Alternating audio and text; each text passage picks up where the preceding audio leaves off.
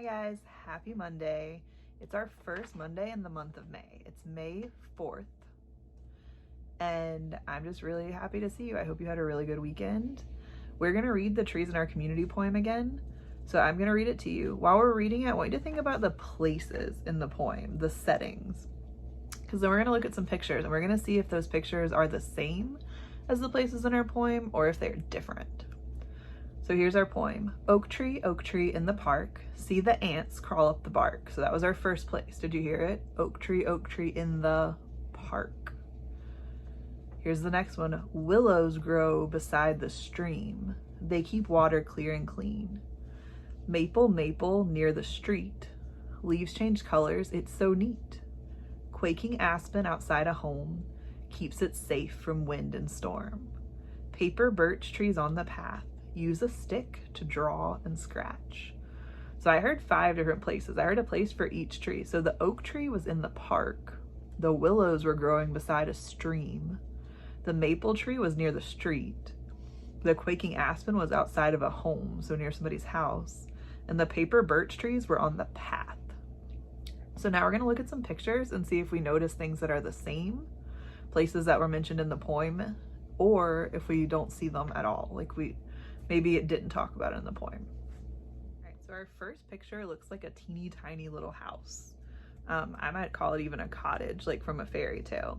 So let's look back at the places from our poem and see if any of them mention being near a house. So the oak tree was in the park. Our house is in the park. The willow is growing beside a stream. Do you see a stream in this picture? The maple is growing near the street. Do you think there could be a street near this house? The quaking aspen is outside a home. Is home another word for house? And the paper birch tree is on the path. Do you think there might be a path or a sidewalk near this house? Our second picture looks like it's in sort of like a shopping mall. So the oak tree was in the park. Do you think there's a shopping mall inside the park?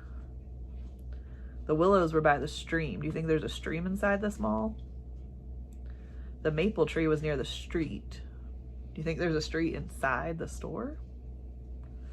The quaking aspen was outside a house. So this isn't a house. Even though it's a building, it doesn't look like anyone would live there. And the paper birch trees were on the path. I don't know if I hear anything that sounds the same as this cool mall picture. Let's look at the next one. This looks like a big field. So it says oak tree in the park. Could there be a big field inside the park where you can run around and play? And then willows grow beside the stream. I don't know if I see a stream in this picture, but could there be a stream next to a big field? What do you think? Then the maple is near the street. Do you think there's a street near this park? The quaking aspen is outside of a house. Do you think there are houses in this park?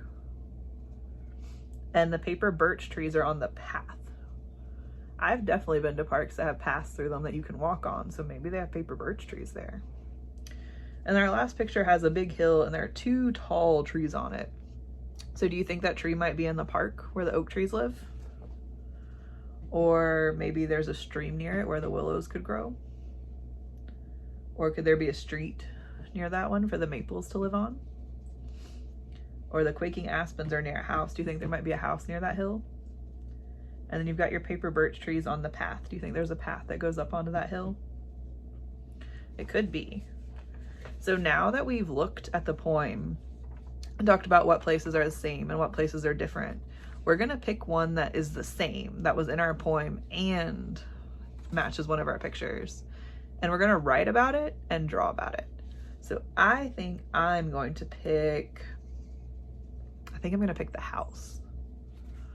So I've got my paper ready and I've got my pencil to write with, and I decided I wanted to write about the house. I thought that was interesting. I liked the picture, and I know that it said that quaking aspens live outside a home sometimes. So that's the one that I've decided to draw. To start my house, I'm gonna start with a rectangle shape. It's gonna be the front of my house, I think.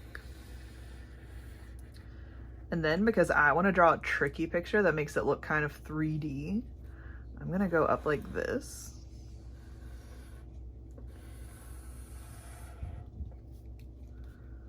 and draw kind of a weird roof from my house. I'm glad I used a pencil because I didn't do that part quite right.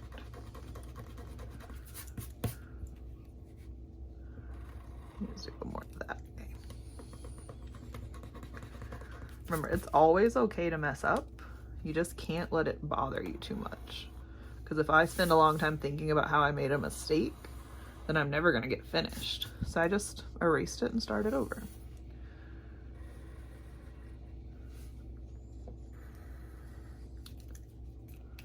So here's the outside of my house, but obviously my house needs a door.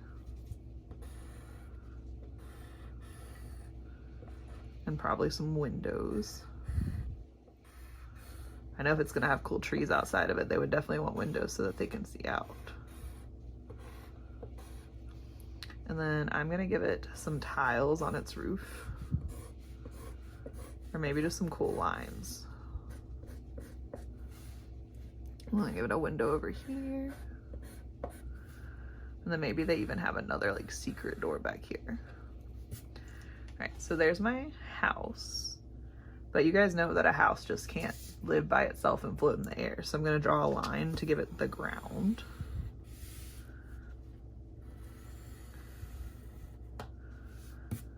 And then I need to add the trees because the whole poem was about what trees live there. So this one talks about the quaking aspens. If you guys remember, those were the tall, skinny ones. So I'm gonna do some tall, skinny trees. Here's some branches. And when I color, I'll go back and add leaves onto my branches.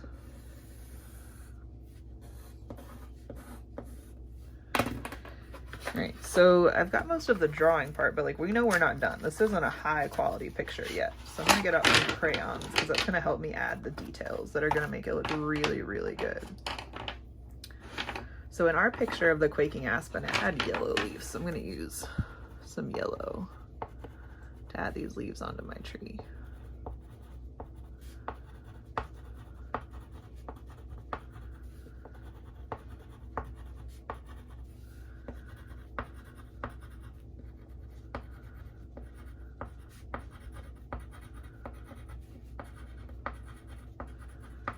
I'm gonna pause the video now, you pause too, and then when you're finished, turn it back on and we'll see how our pictures look together. So now I've got my picture finished, I've got my house, and I've got my quaking aspens outside of it, keeping it safe. And now I'm gonna write about it.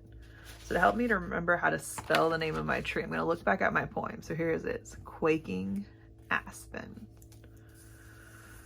So I'm gonna copy that, Q-U-A-K-I-N-G,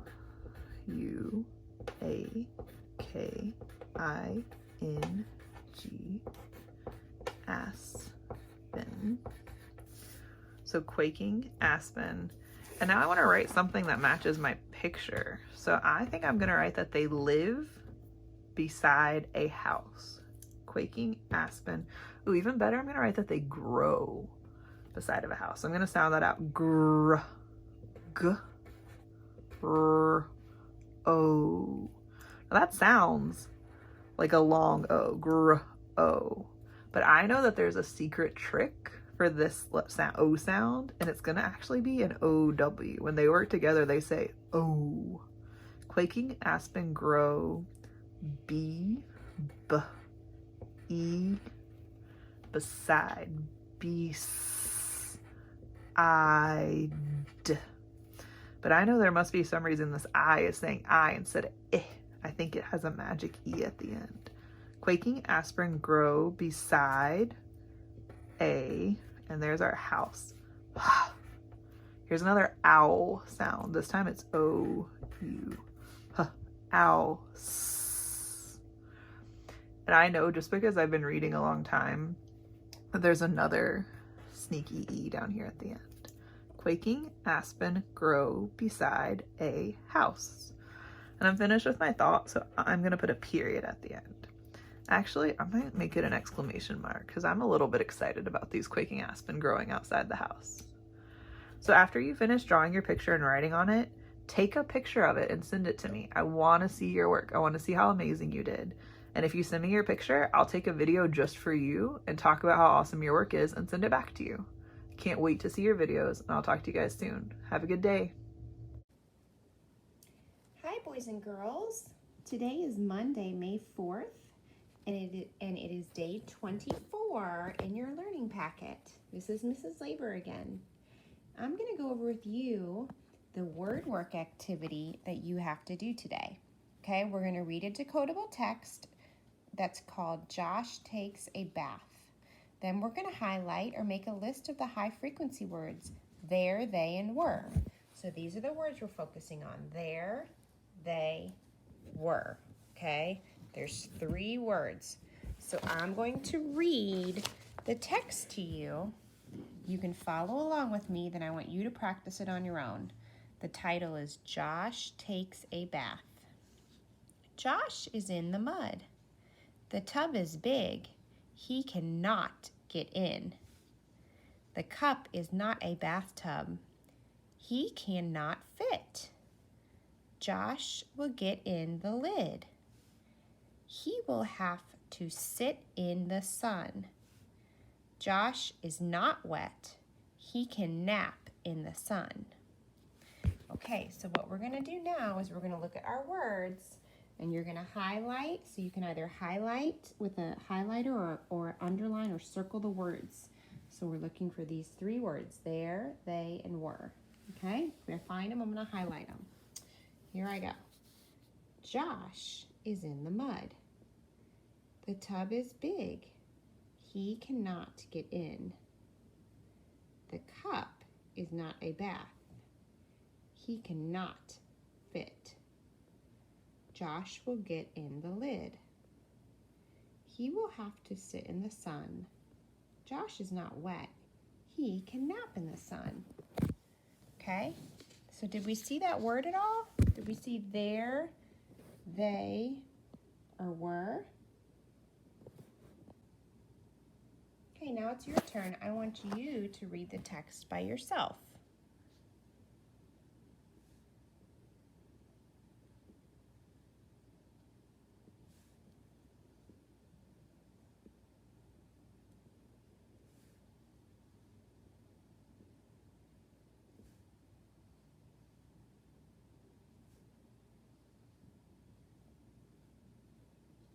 Okay, good, very good.